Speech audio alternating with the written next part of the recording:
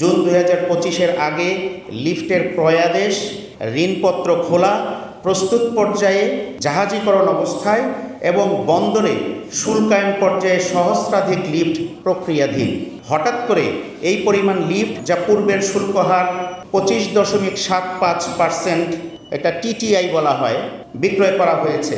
সেগুলোর জন্য বর্তমান ধার্যকৃত বাড়তি হারে 43% শুল্ক প্রদান করতে হলে ওই সমস্ত প্রতিষ্ঠান ব্যাপক অর্থনৈতিক ক্ষতির সম্মুখীন হবে এবং এতে ক্রেতারা পণ্যটি পাওয়ার নিশ্চয়তা হারাবে।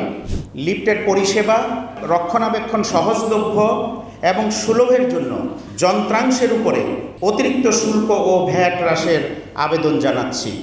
2025-26 এর প্রস্তাবিত বাজেটে আমদানিকৃত লিফটকে মূলধনী যন্ত্রপাতি হিসেবে অন্তর্ভুক্তকরণ এবং লিফটের উপর অতিরিক্ত শুল্ক কর প্রত্যাহার চাই। এটা আমাদের দাবি, প্রধান দাবি। Bangladesh elevator, escalator and lift importers association Belia বাংলাদেশের অবকাঠামোগত উন্নয়নে একটি গুরুত্বপূর্ণ ভূমিকা পালন করছে। দেশের দ্রুত নগরায়ন এবং বহুতল ভবনের ক্রমবর্ধমান চাহিদার সাথে সঙ্গতি রেখে আধুনিক ও নিরাপদ লিফটের প্রয়োজনীয়তা অনস্বীকার্য। জুলাই গণ অভ্যুত্থানের পরবর্তী প্রেক্ষাপটে আমরা যখন নিজেদেরকে পুনরায় সুসংগঠিত করার প্রয়াসে ব্যস্ত, এমন সময় এসে আমদানি শুল্ক বৃদ্ধি বাজারকে আরেক দফা সংকুচিত করার আশঙ্কা তৈরি করেছে।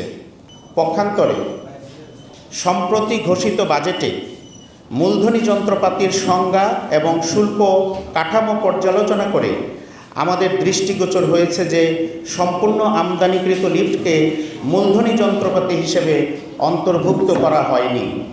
এমতাবস্থায় আমাদের প্রধান দাবিগুলো আগে আমি বলছি, তারপর অন্যান্য দাবিগুলো আপনাদের সামনে তুলে ধরব। লিফট কোনো বিলাসী পণ্য নয়, বিধায় লিফটকে ক্যাপিটাল মেশিনারিজ ক্যাটাগরিতে পুনর্বহাল করার জোর দাবি জানাচ্ছি।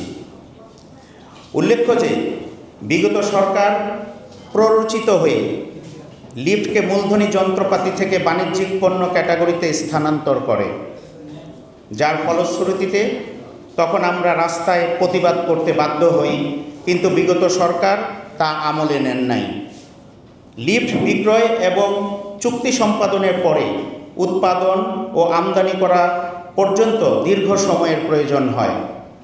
বিধায় জুন 2025-এর আগে লিফটের ক্রয়াদেশ, ঋণপত্র খোলা, প্রস্তুত পর্যায়ে জাহাজীকরণ অবস্থায় এবং বন্দরে শুল্কায়ন পর্যায়ে সহস্রাধিক লিফট প্রক্রিয়াধীন। হঠাৎ করে এই পরিমাণ লিফট, যা পূর্বের শুল্ক হার 25.75%, এটা টিটিআই বলা হয়, বিক্রয় করা হয়েছে। সেগুলোর জন্য বর্তমান ধার্যকৃত বাড়তি হারে 43% শুল্ক প্রদান করতে হলে ওই সমস্ত প্রতিষ্ঠান ব্যাপক অর্থনৈতিক ক্ষতির সম্মুখীন হবে এবং এতে ক্রেতারা পণ্যটি পাওয়ার নিশ্চয়তা হারাবে। এমতাবস্থায় জুন 2025-এর পূর্বে খোলা ঋণপত্রগুলো পূর্ববর্তী বাজেট অনুযায়ী শুল্কায়নের জন্য জোর দাবি জানাচ্ছি। আমদানি পর্যায়ে লিফটকে আন্তর্জাতিক বাজার মূল্যের অতিরিক্ত মূল্যায়নের ফলে অধিক পরিমাণ শুল্ক ও কর পরিশোধ করতে হচ্ছে।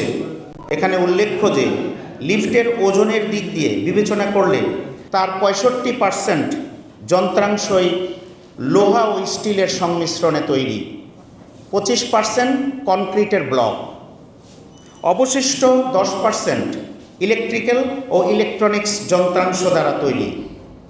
বর্তমানে লোহা ও স্টিলের মূল্য কেজি প্রতি $1 নিচে, কনক্রিটের মূল্য অতি নগণ্য, যা বিবেচ্য নয়।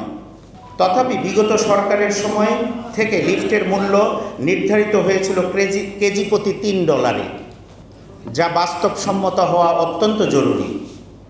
লিফটের পরিষেবা রক্ষণাবেক্ষণ সহজলভ্য এবং সুলভের জন্য যন্ত্রাংশের উপরে অতিরিক্ত শুল্ক ও ভ্যাট হ্রাসের আবেদন জানাচ্ছি।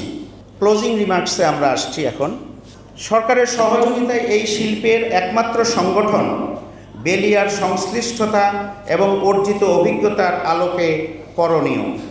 লিফট এসকেলেটরের জন্য আমাদের নিজস্ব স্ট্যান্ডার্ড ও সেফটি কোড প্রণয়ন, লিফট এসকেলেটর সরবরাহ, সংস্থাপন, রক্ষণাবেক্ষণ ও তদারকির জন্য রেগুলেটরি বডি প্রণয়ন এবং উপযুক্ত সক্ষমতা অর্জন। আমাদের দেশে লিফট প্রস্তুত করার প্রয়োজনীয় কাঁচামাল এবং স্কেলিং অপ্রতুল বিধায় স্থানীয় প্রস্তুতকারী শিল্পের পাশাপাশি সংযোজন শিল্প গড়ার জন্য উপযুক্ত ও সহনীয় নীতিমালা প্রণয়ন এবং তা সহজীকরণ করা। বর্তমানে এই ব্যবসায় নিয়োজিত এবং ভবিষ্যতে এই ব্যবসা করতে ইচ্ছুক প্রতিষ্ঠানের উপযুক্ততা বিবেচনায় বিশেষ লাইসেন্সের প্রচলন করা। প্রয়োজনীয় মানব সম্পদ গড়ার লক্ষ্যে শিক্ষা ব্যবস্থায় লিফট এসকেলেটরের উপযুক্ত কারিকুলাম সংযোজন করা। পর্যায়ক্রমে স্থানীয় প্রস্তুত শিল্প ও সংযোজন শিল্পকে সহায়তার মাধ্যমে মানসম্মত লিফট এসকেলেটর প্রস্তুত ও সংযোজন এবং স্থানীয় বাজারে তা ব্যবহারের ট্র্যাক রেকর্ড সম্পন্ন করে রপ্তানি বাজারে প্রবেশের নীতিমালা প্রণয়ন ও বাস্তবায়ন করা। অতি প্রয়োজনীয় কাজগুলি সম্পাদনের জন্য সহায়ক রুটম্যাপ প্রণয়ন এবং বাস্তবায়নের জন্য স্টেক হোল্ডারদের সম্পৃক্ত করে একটি টাস্ক ফোর্স গঠন। লিফট এসকেলেটরকে তাদের প্রয়োজনীয়তা বিবেচনা সাপেক্ষে মূলধনী ক্যাটাগরিতে পুনর্বহাল এবং সহনীয় শুল্ক কাঠামো নিশ্চিত করা। এতে করে এই সেক্টরে নিয়োজিত প্রতিষ্ঠানগুলো উপরে বর্ণিত বিষয়গুলোর সাপেক্ষে তাদের সক্ষমতা বৃদ্ধি করে রাষ্ট্রের অর্থনীতিতে বড় ধরনের অবদান রাখতে পারবে। অন্যথায় এই সেক্টরে একটি বড় ধরনের ধস নামার আশঙ্কা করছি, যার আলামত গত ৩-৪ বছর ধরেই চলছে। এতে করে এই সেক্টরে নিয়োজিত প্রতিষ্ঠানসমূহ দুর্বল হয়ে পড়ছে এবং একসময়ে বন্ধ হয়ে যাওয়ার সম্ভাবনাও উড়িয়ে দেওয়া যায় না। আমাদের আমদানি পর্যায়ে প্রতিবন্ধকতার কারণে একটি প্রতিষ্ঠান সংকুচিত অথবা বন্ধ হয়ে গেলে তার সরবরাহকৃত লিফটগুলি রক্ষণাবেক্ষণ কে করবে? এই বিষয়টি খুবই গুরুত্বের সাথে বিবেচনা করা প্রয়োজন।